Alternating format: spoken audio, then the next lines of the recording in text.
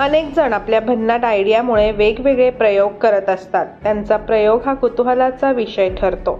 नांदेडमध्ये एका उच्च शिक्षित तरुणाने देखील आपल्या भन्नाट आयडियाने एकाच वेळी पेट्रोल आणि चार्जिंगवर धावणारी स्कूटर तयार केली आहे.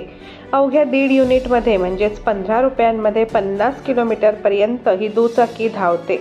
उच्च शिक्षित तरुणाच्या या प्रयोगाचा नांदेडमध्ये चर्चेचा विषय ठरत असून स्कूटी पाहण्यासाठी नागरिक गर्दी करत आहे. अक्षय माधव वसुरे असं या तरुणाचं नाव आहे. अक्षय वसुरे हा शहरातील बसंता नगर येथील रहिवासी असून त्याचे शिक्षण B.Tech इंजिनिअरिंग पर्यंत झालं आहे. अक्षयला शिक्षण सुरू असल्यापासूनच वेगवेगळे प्रयोग करण्याचा छंद आहे. इंधनाचे दर गगनाला भिडल्यामुळे ई-बाईक तयार करण्याचे त्याने ठरवले. यासाठी त्याने 2 वर्ष वेगवेगळी माहिती देखील घेतली. हायटेक तंत्रज्ञान वापरून अक्षयने जुन्या स्कूटीवर लिथियम बॅटरी बसवून पेट्रोल प्लस चार्जिंग अशा दोन्ही प्रकारात चालवता येईल अशी हटके बाईक घरीच तयार केली.